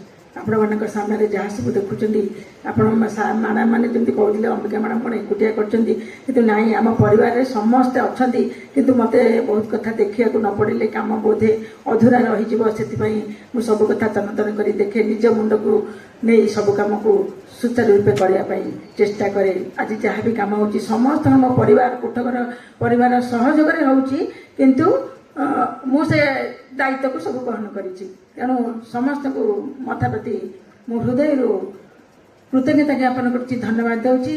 जय जगन्नाथ। मंचासीन वरेण्य अतिथिवृंद एवं मंच सामने बसी समस्त ज्ञानी गुणी सारस्वत साधक साधिका साहित्य प्रेमी बंधु मानू अंबिका सहित सादर सारस्वत प्रणाम। पुणी थे हृदय भरा स्नेह श्रद्धा भल पाइबा सम्मान एवं प्रभु जगन्नाथ महाप्रभु मो हृदय ठाकुर कालिया शांत तांक बिना पदे भी पादे भी आग को जीवा संभव नुहे। मु प्रति मुहूर्त अनुभव करे जगन्नाथ महाप्रभु बर्तमान ये आम सहित अच्छा कार्यक्रम देखुंट अंबिकार कथा शुणुंट मुझा अंतर अनुभव करे मन रे अनुभव करे प्रति मुहूर्त अनुभव करे तांकु ही नहीं मु बाट चले तांकु ही नहीं सब काम करे तांकु प्रथम हृदय स्मरण करे तापरे आग को पाद बढ़ाए। यहाँ मोर हूँ विश्वास कथा से विश्वास मु बाट चली आज पर्यंत। आज जो आपण मान सारा ओडिशा कोण अनुकोण आसी एत संख्यार आमर कविबंधु साहित्य प्रेमी मैंने जोग देइचंती सब तांकरी इच्छा आम हाथ में किछि नहीं। प्रबल गरम होता आपण मैंने जानूले केते दिन है किंतु आज पाग बहुत भल होती काली राति वर्षा होती भगवान महाप्रभु को जनई प्रभु केमती भले भले पाग सुंदर हो भल मु तो सब विभाग लेखनी चालना करे बोधे मो मन पड़ी सार कौटी गोटे भाषण शुणी किंतु सतरे सार सब विभाग लेखनी चालना करती से खाली शिशु साहित्य को नियंती शिशु साहित्य ठारू आरंभ करी आमर सबू साहित्य से हाथ देती। तेणु सार को आज कोठघर को बोधे वार्षिक उत्सव से प्रथम थर पर आमर आउ एक पुस्तक उन्मोचन पर्व आसी आगुरी सार हृदय कृतज्ञता। सार गोटे फोन करी मत समय मागी गोटे दिन समय मागी आज मैडम आज कहीपरूनी काली सका आपन को कहबी सका जो फोन थे फोन कली सार कहले हाँ निश्चित भाव में मुझी किंतु अल्प समय जी मोर कटक कार्यक्रम अच्छी मुझे सार केत अच्छी ना मोर 5टा बेलू मैं सार 5टा बेलू तो अच्छी ये तरह कहीं आप 2टा बेले लंच करके जी तेणु आज भी सार को अनुरोध करी सार लंच करके जी केवे भी ये उठिक आगतरा पलैबे मुझे बहुत मन दुख करी सार आप लंच करी ही जी। तेणु सार को बहुत बहुत हृदय कृतज्ञता। सार को उपस्थिति आमर निश्चित भाव में आम कोठघर मंच को साफल्यमंडित करुच्ची निश्चित भाव में आपण मैंने विश्वास रखुले। अच्छा तो कौन सी विभाग को बोध हुए से छाड़ी नांती से कविता हो गल्प हो उपन्यास हो सांबादिकता हो अध्यापन हो बा शिशु साहित्य हो। शिशु साहित्य पाई तो से बाल साहित्य पुरस्कार पाइथिले तांकर महाभारत कथा पाई आपण माने जानिथिबे। तांकर प्रसिद्ध उपन्यास टोपाए लुह छाई आलुअर खेल ए सब उपन्यास को जे थरे थरे पढ़िथिबो ता हृदय निश्चित भाव में द्रवीभूत हो जिवो। जेकोसी एते सरल एते अमायिक भाषा से लेखंती जहा कि मर्म को छुई जाए। प्रतिदिन कोनोसी ना कोनोसी खबर कागज रे तांकर स्तंभ भी आपण माने पढुथिबे। एते सुंदर भाव में जी राजनीति को भी विश्लेषण करि पारंती एमिति कोनोसी विभाग नहीं जो थिरे दास बेनहुर सार को आपण पाइबे नहीं।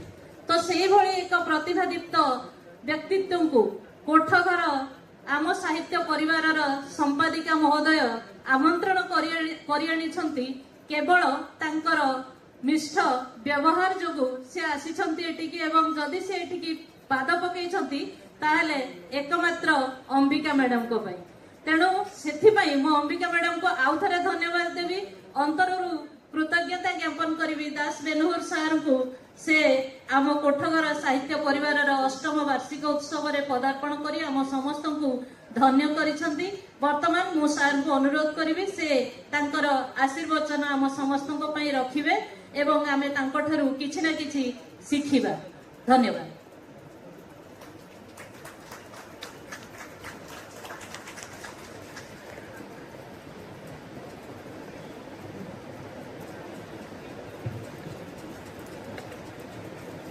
नमस्कार, जय जगन्नाथ। आज आम समस्त एक पवित्र दिवस पहिली रज। पुणी कोठघर ये हूँ अष्टम वार्षिक उत्सव। ओडिया कहीं भारतीय विभिन्न शास्त्र रे अष्टम संख्याटी गोटे गुरुत्वपूर्ण संख्या। माँ देवकी को अपेक्षा करने को पड़ता महाजोगेश्वर कृष्ण को जन्म देवाई, कारण श्रीकृष्ण थे अष्टम गर्भ। कोठघर आज अष्टम वार्षिक उत्सव। प्रथमे कोठघर साहित्य संसद को मोर शुभेच्छा ज्ञापन करी। मंचरे आसीन अछंती सभापति दायित्व तुलाउछंती मैडम ममता बेहेरा महंता बारिक महोदया एवं अतिथि भाव में अछंती बंधु कवि रक्षक नायक, सुसाहित्यिक लक्ष्मीकांत खुंटिया, प्रथित जशा गाल्पिका हिरणमयी मिश्र महोदया, बड़ भाई मोर प्रख्यात गाल्पिक रवि स्वाई, कोकिल कंठी सत्यभामा एवं ये सबू आयोजन पछरे जहांकर प्रचेष्टा अहरह रही श्रीमती अंबिका स्वाई महोदया। आपण माने लक्ष्य करिथिबे जे से केवल परिश्रम करना एवं अल्प दिन भितर कोठघर संस्थाटी को अति उच्च को नहीं ना। स्वर आप जापे जमी झील बाहर कले माँ या डाकी डाकी तार तंटी बसी जाए, सेमती तंटी भी बसी जाए। से तथापि चेष्टारत अच्छा। आज जो मैंने ये अधिवेशन पूर्व कविता पाठ करुले विभिन्न आलोचन भाग नहीं समस्त को शुभेच्छा जनइबा सह जो 13 गोटी बही आज उन्मोचित होती विभिन्न विभाग रे से गप अच्छी पिलांई लेखा अच्छी श्री जगन्नाथ कथा अच्छी विभिन्न विभाग रे साहित्य रचना होती कोठघर ताको संयोजित कर से लेखक मान समस्त को शुभेच्छा ज्ञापन करुच्ची, कृतज्ञता ज्ञापन करुच्ची से केते परिश्रम करी। कारण बहीटे ठीक खेत फसल आरंभ करा फसल उगेला भली गोटे बहीटे करने को पड़े। विहन संग्रह हुए मन भितर ताकू फसल कर चाष करा जाए, फसल करा जाए एवं से अमल भी हुए। किंतु से अमल परे आज आम से अमल को आम स्वीकृति देले किंतु तार प्रकृत परिचर्या हम जो तार व्यवहार हम मु आशा करी 13 गोटी जाक बही पाठक मान द्वारा आदृत हम। आज जमी कहूली आपण मान आज रज उत्सव। रजरे कौन सी ठाकुर बा ठाकुराणी पूजा होती नहीं बोली कह जाए, किंतु आजिर प्रकृत में आराध्या देवी होती माँ बसुमती। माटीर पूजा जो दिन बा पृथ्वी रे आसिलाणी कृषिकर्म से दिन पृथ्वी मातार पूजा आरंभ होती। वेदरे भी पृथ्वी मातार पूजा एवं माया सभ्यता बा सुमेरियन सभ्यता ता सहित अनेक सभ्यता रे केवल कृषि को पूजा करा जाए नहीं, माटी को मध्य पूजा करा जाए। आमर एठी ओडिशा रे ରଜ ଏକ ସ୍ୱତନ୍ତ୍ର ସ୍ଥାନ ହାସଲ କରିଛି। ମୁଁ ସାହିତ୍ୟ ସମ୍ପର୍କରେ କିଛି କହିବା ପୂର୍ବରୁ ରଜ ସମ୍ପର୍କରେ ଦୁଇ ଧାଡ଼ି ଆପଣମାନଙ୍କ ଆଗରେ ରଖିବା ପାଇଁ ଚାହୁଁଛି। ରଜ ଏଭଳି ସମୟରେ ଆସେ ଯେତେବେଳେ ଗ୍ରୀଷ୍ମ ଛାଡ଼ି ଛାଡ଼ି ଯାଉଥାଏ ଏବଂ ବର୍ଷା ମାଡ଼ି ମାଡ଼ି ଆସୁଥାଏ। ପୃଥିବୀ ତାର ଗୋଟେ ବୟସ ସମୟ ଅଛି, ମାଟିର ଗୋଟେ ସମୟ ଅଛି। ପ୍ରତିବର୍ଷ ପୃଥିବୀ ତାର ସୃଷ୍ଟି ଦିଗରେ ଜନ୍ମ ନିଏ ଗୋଟେ ନୂଆ ପ୍ରକାର ଭାବରେ। ତାର ବି କୈଶୋର ଆସେ, ଯୌବନ ଆସେ, ପ୍ରୌଢ଼ତ୍ୱ ବି ଆସେ। ଠିକ୍ ସେମିତି ପ୍ରତିବର୍ଷ ଫାଲ୍ଗୁନ ମାସରେ ଆପଣମାନେ ଦେଖିଥିବେ ପତ୍ରଝଡ଼ା ସହିତ ନବପଲ୍ଲବର ଉନ୍ମେଷ ହୁଏ। ସେଇଠାରୁ ଜନ୍ମ ଆରମ୍ଭ ହୋଇ ସାରା ବୈଶାଖ ଏବଂ ଜ୍ୟେଷ୍ଠ ଏ 2 ମାସ ଧରି ପ୍ରକୃତି ରାଣୀ ତା ନିଜକୁ ପରିବର୍ଦ୍ଧିତ କରୁଥାଏ ଏବଂ ଯେତେବେଳେ ଜ୍ୟେଷ୍ଠ ମାସ ସରି ଆସେ ସେତିକି ବେଳକୁ ପ୍ରସ୍ତୁତି ହୁଏ ସୃଷ୍ଟି। ଆଜିର ଦିନଟି ସୃଷ୍ଟି ଶକ୍ତିର ପୂଜା। କାରଣ ଯୋଉ ରଜ କଥାଟି କୁହାଯାଇଛି, ରଜ ହେଉଛି ସୃଷ୍ଟି ଶକ୍ତି। ଯେମିତି ନାରୀ ରଜସ୍ୱଳା ନହେଲେ ସେ ଧାରଣ କରିପାରେ ନାହିଁ ଜୀବନ, ସୃଷ୍ଟି କରିପାରେ ନାହିଁ, ନବ ସୃଷ୍ଟି କରିପାରେ ନାହିଁ, ନବଜୀବନ ସୃଷ୍ଟି କରିପାରେ ନାହିଁ। ଠିକ୍ ସେମିତି ମାଟି এই ସମୟ ଯଦି ନଥାନ୍ତା, ଗ୍ରୀଷ୍ମ ନଥାନ୍ତା, ବର୍ଷା ନଥାନ୍ତା, ତାହେଲେ ନବସୃଷ୍ଟି ସମ୍ଭବ ହୁଅନ୍ତା ନାହିଁ। ନବସୃଷ୍ଟି ନଥିଲେ ଆମେମାନେ କେହି ଜୀବନ ଧରି ବି ରହନ୍ତେ ନାହିଁ। କାରଣ ଆମ ସମସ୍ତଙ୍କର ଦରକାର ଖାଦ୍ୟ। ଖାଦ୍ୟର ଆଧାର ମଧ୍ୟ ସେ ନବସୃଷ୍ଟି। ତେଣୁ ଏଭଳି ଏକ ପର୍ବ ଯାହା ଗୋଟେ ସନ୍ଧିକ୍ଷଣରେ ଜନ୍ମ ନିଏ। ବୃଷ ମାସ ସରି ସରି ଆସେ ଜ୍ୟେଷ୍ଠ ମାସ। ତେଣୁ ବୃଷାନ୍ତ ପ୍ରଥମ ଦିନଟି ହେଉଛି ତାର ପହିଲି ରଜ ହେଉଛି ବୃଷାନ୍ତ, ବୃଷ ମାସର ଶେଷ। ଏବଂ ଆଉ ଯୋଉ 2 ଦିନ ଗୋଟେ ସଂସ୍କୃତିର ଶ୍ଳୋକ ଅଛି, ମୋର ତ ମନେ ରହିନି ସଂସ୍କୃତ ଶ୍ଳୋକ। ପ୍ରଥମେ ପହିଲି ରଜ, ତାପରେ ରଜ ସଂକ୍ରାନ୍ତି ଏବଂ ତାପରେ ଭୂଦାହ। এই 3 ଦିନ ପରେ କିଏ ଜଣେ କବିତା ପଢୁଥିଲେ ଭଉଣୀ ବୋଧେ, 3 ଦିନ ପରେ ହୁଏ ବସୁମତୀ ସ୍ନାନ। ଆମର ବି 4 ଦିନ ଠିକ୍ ମା ଭଉଣୀମାନେ ସେଇଭଳି ଭାବରେ ନିଜକୁ ପରିଷ୍କାର ପରିଚ୍ଛନ୍ନ କରି ସ୍ନାନ ନେଇ ନିଜର ଜୀବନଯାପନ କରନ୍ତି। ତେଣୁ ମାଟିକୁ ଆମେ ମା ଭଳିଆ ଦେଖିଛୁ, ଭଉଣୀ ଭଳିଆ ଦେଖିଛୁ, ନାରୀ ଭଳି ଦେଖିଛୁ, ଯୁବତୀ ଭଳି ଦେଖିଛୁ।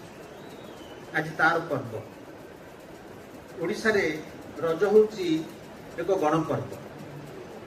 ଜାତୀୟ ପର୍ବର ମାନ୍ୟତା ପାଇନାହିଁ। କିନ୍ତୁ ମୋର ବିଶ୍ୱାସ ଯେଉଁ ଧାରାରେ କୋଠଘର ଭଳି ସାହିତ୍ୟ ସଂସଦ ବିଭିନ୍ନ ଉତ୍ସବ ମୁଁ ଦେଖୁଛି, କାଲି 3-4ଟା ଉତ୍ସବ ହେଇଛି, ବହୁତ ଭଲ ଭଲ ଉତ୍ସବ। ଆଜି ମୁଁ ମଧ୍ୟ ଯୋଉ ବ୍ୟସ୍ତ ହେଉଛି ଯିବା ପାଇଁ, ସେ ଆଉ ଗୋଟିଏ ଉତ୍ସବ ଅଛି। କାରଣ ଯୁବକ ଯୁବତୀମାନେ ଏକାଠି ହେଇ ପାଳନ କରୁଛନ୍ତି ରଜ ଉତ୍ସବ। ଇଏ ଯୁବତୀମାନଙ୍କର ଉତ୍ସବ ହେଲେ ମଧ୍ୟ, କୁମାରୀମାନଙ୍କର ଉତ୍ସବ ହେଲେ ମଧ୍ୟ, ରଜ ଉତ୍ସବରେ ଯେମିତି କୁମାର ପୂର୍ଣ୍ଣିମାରେ କୁମାର କୁମାରୀମାନଙ୍କର ସମ୍ପୃକ୍ତି ଥାଏ, ସେମିତି ରଜ ଉତ୍ସବରେ ବେଶୀ ଥାଏ କୁମାରୀମାନଙ୍କର। ଯେମିତି କୁମାର ପୂର୍ଣ୍ଣିମା ଜହ୍ନଲୋ ଝିଅ ଗାଏ, ସେମିତି ରଜଦୋଳି ଗୀତ ମଧ୍ୟ ଝିଅମାନେ ଗାଆନ୍ତି। କିନ୍ତୁ ଏଇ ସମୟ ହେଉଛି ଯୌବନର ଉପଚାରର ସମୟ। ତେଣୁ ରଜ ଉତ୍ସବ ଏଇ ଯୋଉ କୋଠଘର, କୋଠର ଅର୍ଥ ତ ସମୂହ। ପ୍ରତି ଗାଁରେ ଗୋଟିଏ ଗୋଟିଏ କୋଠଘର ଥିଲା ଆଗରୁ। ସେମାନେ କ୍ଲବ ଘର କଥା କହୁଛନ୍ତି, କ୍ଲବିଂ ମଧ୍ୟ ଏକାଠି କରିବା ବୁଝାଏ। ତେଣୁ କୋଠ କହିଲେ ସମୂହ, କୋଠ ସମ୍ପତ୍ତି କହିଲେ ସମୂହ ସମ୍ପତ୍ତି। ସେମିତି କୋଠଘର ନାଁଟି ଯୋଉ ନେଇଛନ୍ତି ଅମ୍ବିକା ସ୍ୱାଇଁ ମହୋଦୟା, ଏ ଅତ୍ୟନ୍ତ ଶ୍ଲାଘ୍ୟ ଗୋଟିଏ ଶବ୍ଦ। କାରଣ ୟାରି ମାଧ୍ୟମରେ ସେ ଏକାଠି କରିପାରିଛନ୍ତି ଏତେ ବ୍ୟକ୍ତିଙ୍କୁ ଏବଂ ଏତେ ଅଞ୍ଚଳରୁ ବିଭିନ୍ନ ଆସିଛନ୍ତି। ଏବଂ ମୁଁ ଆଶ୍ଚର୍ଯ୍ୟ ହେଉଥିଲି ଯେତେବେଳେ ଗୋଟା ପରେ ଗୋଟା ବହି ଉନ୍ମୋଚିତ ହେଉଥିଲା, ସେତେବେଳେ ମୋ ମନରେ ଆସୁଥିଲା ଯେ ଏତେ ବହି। କାରଣ ଗୋଟିଏ ବହି ବାହାର କରିବା ପାଇଁ ଆପଣମାନେ ନିଜେ ଭାବନ୍ତୁ, ତାକୁ ସଂଯୋଜିତ କରିବା ପାଇଁ, ତାର ଡିଟିପି କରିବା ପାଇଁ, ତାର ଶୁଦ୍ଧ ବର୍ଣ୍ଣନା ଶୁଦ୍ଧି କରିବା ପାଇଁ, ତାକୁ ଛାପିବା ପାଇଁ, ତାର ମଲାଟ ପାଇଁ, ଏ ସବୁ କଥା କରିବା ପାଇଁ ବହୁତ ସମୟ ଲାଗେ। ତେଣୁ ସେ କେତେ ସମୟ ଦେଇ, ନିଜର ପରିବାର ଅଛି। ତେଣୁ ସାହିତ୍ୟ ସମ୍ପୃକ୍ତି ପାଇଁ, ସାହିତ୍ୟକୁ ଆଧାର କରି এই କୋଠଘର ଯେଉଁ କାମଟି କରୁଛି, ସମୂହର କାମ କରୁଛି। ତେଣୁ ଆଜି ପୁଣି ରଜ ଦିନରେ, କାରଣ ରଜ ହେଉଛି ସମୂହର ଗୋଟିଏ ଦିନ, ସମୂହ ଉତ୍ସବ, ଗଣପର୍ବ। ଏବଂ ଏ ଗଣପର୍ବର ବିଶେଷତା ହେଉଛି ଆପଣମାନେ ଆଶ୍ଚର୍ଯ୍ୟ ହେବେ ଓଡ଼ିଆ ମାନେ କେଉଁ କାଳୁ, କାରଣ ଆପଣମାନେ ଶୁଣିଲେ ଆଶ୍ଚର୍ଯ୍ୟ ହେବେ। ଆଗ ଦୋଳିର ଉତ୍ସବ ଯଦି କୁହାଯିବ ମଧ୍ୟ କେତେ ପ୍ରକାରର ଦୋଳି ଅଛି। ଗୋଟେ ଚକ୍ର ଦୋଳି ଅଛି କେଉଁଝର ଅଞ୍ଚଳରେ ଚାଲେ ସେ। ଆମେ ତ ଯୋଉ ଦୋଳିଟା କରୁ, ଯୋଉ ଦୁଇଟି ସୂତା ବାନ୍ଧିକିରି ଯୋଉ ଦୋଳି କରୁ, ସେ ତ ଗୋଟେ ସାଧାରଣ ଦୋଳି ବା ସ୍ୱାଭାବିକ ଦୋଳି, ତା ଝୁଲା ଦୋଳି ତାକୁ ଆମେ କହୁ। ଆଉ ଗୋଟିଏ ଦୋଳି ଅଛି, ଆପଣ ଦେଖିଥିବେ ଆଦିବାସୀ ଅଞ୍ଚଳରେ ସେମାନେ ଗୋଟେ ବହୁତ ଡେଙ୍ଗା ଗଛରେ ଗୋଟିଏ ବାଉଁଶ ଥିବ, ଲଟକିଥିବ, ସେ ବାଉଁଶ ତଳେ ଆଉ ଗୋଟେ ଦିଆଯାଇଥିବ ଗୋଡ଼ ରଖିଲା ଭଳିଆ। ଆପଣ ଆଶ୍ଚର୍ଯ୍ୟ ହେଇଯିବେ, ଗୋଟେ ପଟୁ ତାକୁ ଏମିତି ପହଣେଇ ଦେବେ, ଆପଣ ଲାଗିବ ସେ ଖସି ପଡ଼ିବ ବୋଧେ। ଏଭଳି ଦୋଳି ଖେଳ ଆପଣ କୋଉଠି ଦେଖିନଥିବେ। ତେଣୁ ଚକ୍ର ଦୋଳି ଠାରୁ ଆରମ୍ଭ କରି ଏଇ ଯୋଉ କାଠି ଦୋଳି ବୋଲି ତାକୁ କହୁଛୁ ମୁଁ, ଆମର ଏଇ ଯୋଉ ଝୁଲା ଦୋଳି, ବିଭିନ୍ନ ପ୍ରକାରର ଦୋଳି, ଏ ଯୋଉ ଦୋଳି ଖେଳ ଇଏ ଯୋଡ଼ା ହେଇଛି ଆମର ଋତୁ ସହିତ। କାରଣ ଏଇ ସମୟରେ ଗୁଳୁଗୁଳି ହୁଏ, ଦେହରେ ପବନ ବାଜିଲେ ଆମେ ବିଞ୍ଚିକିରି ପବନ ବିଞ୍ଚଣା ବ୍ୟବହାର କରୁ। ଏ ଦୋଳି କିନ୍ତୁ ଆମକୁ ପ୍ରକୃତି ବିଞ୍ଚି ଦିଏ। ତେଣୁ ଯେଉଁମାନେ ଦୋଳି ଖେଳିଛନ୍ତି ସେମାନେ ଜାଣିଛନ୍ତି ଯେ କେମିତି ଦେହରେ ପବନ ବାଜେ, କାହିଁକି ଭଲ ଲାଗେ, ଏବଂ ଗୀତ ବୋଲାଯାଏ ସେଇଥିପାଇଁ, ଯାରେ ମନ ଦୋଳି ମୋର ଉଡ଼ିଯା, ଆକାଶ ଛୁଇଁ ଯା। ତେଣୁ ଏଇ ଯୋଉ ପ୍ରକ୍ରିୟା, ଇଏ ଓଡ଼ିଶା ସ୍ପେସିଫିକ୍ ଯାହା କହନ୍ତି, ଓଡ଼ିଶାର ହେଉଛି ପର୍ବ। ଇଏ କେବଳ କୃଷି ପର୍ବ ନୁହେଁ, ମୁଁ କହୁଥିଲି ସୃଷ୍ଟିର ପର୍ବ। ଇଏ କୃଷି ପର୍ବ, ପୁଣି ଇଏ ମଧ୍ୟ ଗୋଟେ ବ୍ୟାୟାମର ପର୍ବ। କାରଣ ଏଇ ସମୟରେ ପୁଚି ଖେଳ ହୁଏ, ଝିଅ ପିଲାମାନେ ପୁଚି ଖେଳନ୍ତି ଏବଂ ପୁରୁଷମାନେ ବା ଯୁବକମାନେ ସେମାନେ ଡୁଡୁ ବହୁଚୋରି ଏସବୁ ଖେଳ ଖେଳନ୍ତି। ସ୍ୱାତିବାଳା ମହାପାତ୍ର ମହୋଦୟ ମଞ୍ଚକୁ ଆସିବେ ଏବଂ ମାନପତ୍ର ପାଠ କରିବେ। ଯଦି ଅନୁପସ୍ଥିତ ଅଛନ୍ତି ତାହେଲେ ଅନୁରୋଧ କରିବା ପାଇଁ ଚାହିଁବି ଡକ୍ଟର ସଂଯୁକ୍ତା ପରିଡ଼ା ମ୍ୟାଡମକୁ ଅନୁରୋଧ କରିବା ପାଇଁ ଚାହିଁବି ସେ ମାନପତ୍ର ପାଠ କରିବେ।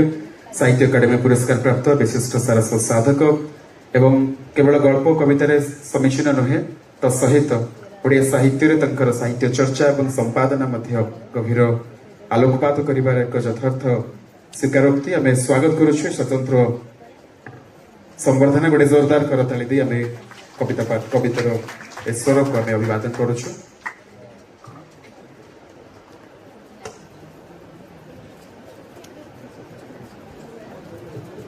ରାଜଲକ୍ଷ୍ମୀ ମ୍ୟାଡମ ସାହିତ୍ୟ ସଂସ୍କୃତିର ମୂଲ୍ୟାଙ୍କନ ଯିଏ ସ୍ପଷ୍ଟ ଭାବରେ ଆଙ୍କି ପାରନ୍ତି ଏବଂ ତା ସହିତ ଜଣେ ସମ୍ପାଦିକା ଭାବରେ ମଧ୍ୟ ଓଡ଼ିଆ ସାହିତ୍ୟରେ ଜଣେ ସୁନାମଧନ୍ୟ ଏବଂ ସୁପରିଚିତ ସ୍ୱର। ଅନୁରୋଧ କରିବି ଗୋଟେ ଜୋରଦାର କରତାଳି ଦେବେ ଶ୍ରୀମତୀ ସବିତାରାଣୀ ବେହେରା ମହୋଦୟଙ୍କ ପାଇଁ। ତାଙ୍କର ସାରସ୍ୱତ ଜୀବନର ଏକ ସମୁଜ୍ଜ୍ୱଳ କାମନା କରୁଛୁ।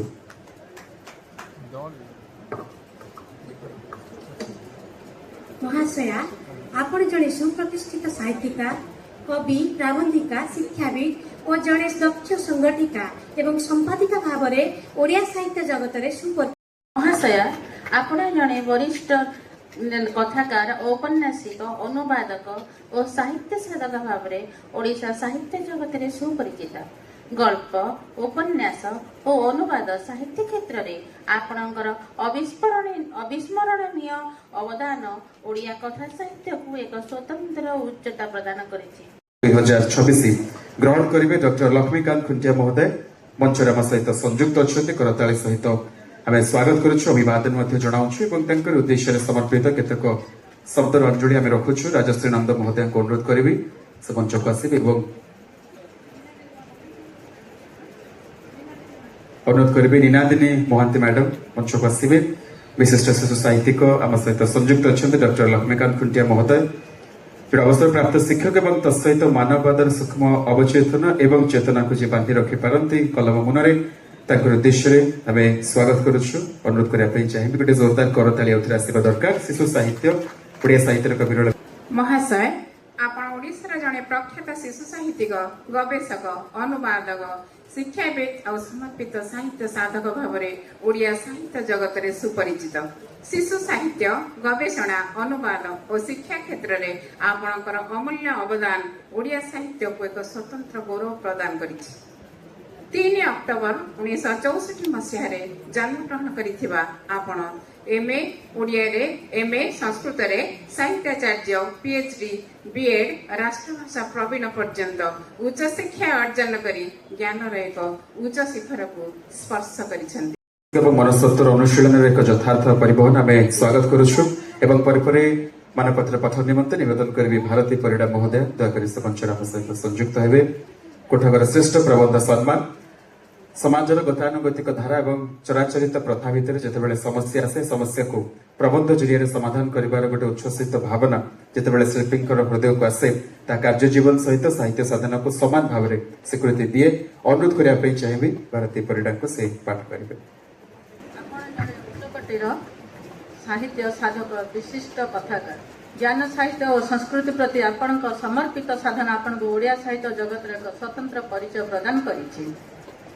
11 अक्टोबर 1954 मसीह जन्मग्रहण करथिबा आपण स्नातक कला स्नातकोत्तर इतिहास पाठ्यक्रम शेष सह यांत्रिक डिप्लोमा अर्जन कर ज्ञानर बहुमुखी परिचय देइछन्ति।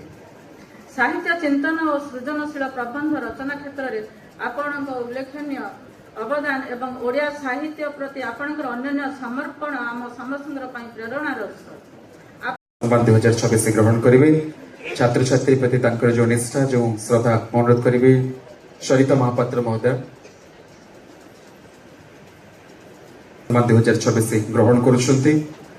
दृश्यांतर एवं तत्सहित भाव चौबदी भली अनेक मानववादर कविता मानववादर कथा एवं ईश्वरी परिसंकलन अद्यावधि आम समस्त हृदय शब्दवान को आंदोलित करुच्छे करताली सहित स्वागत करवा।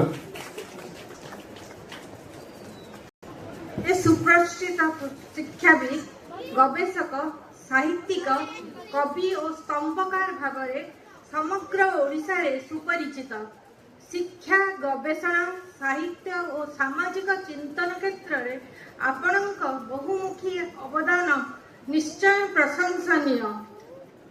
आज कोठघर आम साहित्य परिवार पक्षरु कोठघर श्रेष्ठ सारस्वत सम्मान 2026 रे आपन को सम्मानित करी आमे निजको गौरवान्वित मन करूछु। समस्त को पहली रजर शुभेच्छा अभिनंदन मंचासीन समस्त वरेण्य अतिथि मान को मोर प्रणाम। आखि सामने मध्य मंच तले बसचती बहुत विशिष्ट साहित्यिका माने मु देखि पारुची एबी जन्मला ठारू आरंभ करी लक्ष्मीचंद पद्मनाया पाढ़ी सुचित्रा मिश्र रोजारिनी ना ने बहुत जनकर हम आ दुखित जे मो मझे विराम दिगला कारण समय बहुत देरी होची आ केवल साहित्यिका नुहे गोटे गृहिणी घरे स्वामी आ झी अपेक्षा कर खावाई से बारंबार फोन आसी बहुत दुखित जो मत जावाक पड़ो। तो कथा हूँ जहाँ कहते दासबेनी उत्साह जे सुमेरीय सभ्यतार कथा माया सभ्यतार कथा से सभ्यतार ही जहाँ 4000 BC रु 2000 BC जाए जहाँ थिला जहाँ सभ्यतार सभ्यता सबु सभ्यता मानकर मूल सभ्यता बोली जो माया सभ्यता को कह जाए से लेखालेखिर आरंभ होती बोली विश्वास करा जाए। आज एठी जतिकी साहित्य भिकारी बल सारंकर गीत को केवल वर्तमान लोक सम्मुखें आणुचंती से रवींद्र महापात्र तेणु तांकरी गीत मु जहाँ मो भी गाई ताको आपण माने बहुत संख्या रे पसंद करिसंती से गीतर मु 2 लाइन गाउची।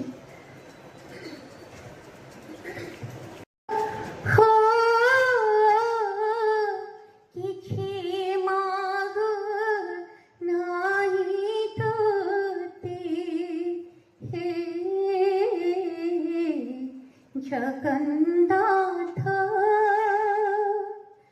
धन मागु नाही जन मागु नाही धन मागु नाही जन मागु नाही मागुछि सरधा बाली हाते हे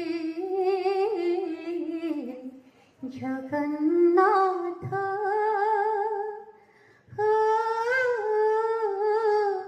किछे मागो नाही तोते किछे मागो नाही तोते किछे मागो नाही तोते। जय जगन्नाथ जय जगन्नाथ। मु प्रथमे पहली रज उपलक्षे समस्त शुभेच्छा ज्ञापन करुछि। ଏବଂ ଏଭଳି ଏକ ସୁନ୍ଦର ଉତ୍ସବଟେ ପାଳନ କରିଥିବାରୁ ମୁଁ କୋଠଘର ସାହିତ୍ୟ ସଂସଦକୁ ମଧ୍ୟ ଅଭିନନ୍ଦନ ଜ୍ଞାପନ କରୁଛି। ଆଜି ଏଠି ଯେଉଁ ପ୍ରତିଭାମାନେ ସମ୍ବର୍ଦ୍ଧିତ ହେଲେ ଏବଂ ଯେଉଁ ପ୍ରତିଭାମାନଙ୍କର ପୁସ୍ତକ ଏଠାରେ ଉନ୍ମୋଚିତ ହେଲା ସେମାନଙ୍କୁ ମଧ୍ୟ ମୁଁ ଅଭିନନ୍ଦନ ଜ୍ଞାପନ କରୁଛି। ନମସ୍କାର, ଜୟ ଜଗନ୍ନାଥ। ସମସ୍ତଙ୍କୁ ରଜର ଶୁଭେଚ୍ଛା। ରଜର ଆମର ଗୋଟେ ପାରମ୍ପରିକ ପର୍ବ, ଆନନ୍ଦ ଉଚ୍ଛ୍ୱାସ ହୃଦୟର ପର୍ବ। ଏହି ଅବସରରେ କୋଠଘର ଅନୁଷ୍ଠାନ ଗୋଟେ ସାରସ୍ୱତ ଉତ୍ସବ କରିବା ବହୁତ ବଡ଼ କଥା। ଖୁବ୍ କମ୍ ଦିନରେ, କମ୍ ବର୍ଷରେ ଏହି ଅନୁଷ୍ଠାନଟି ସଫଳତା ଅର୍ଜନ କରୁଛି। ଏତେ ବହି ଉନ୍ମୋଚନ କରିପାରୁଛି, ଏତେ ଲୋକକୁ ଇନଭଲ୍ଭ କରିପାରୁଛି ଏବଂ ହଲ୍ ପ୍ରାୟତଃ ଖାଲି ରୁହେ, ଏତେ ଯୋଗାଯୋଗ କରିପାରୁଛି, ବହୁତ ବଡ଼ କଥା। ମୁଁ ବିଶେଷ କହିବି ନାହିଁ, କାରଣ ମୁଁ ଜାଣିଛି ଆପଣମାନଙ୍କର ଅବସ୍ଥା, ମୋର ବି ଅବସ୍ଥା। ମୁଁ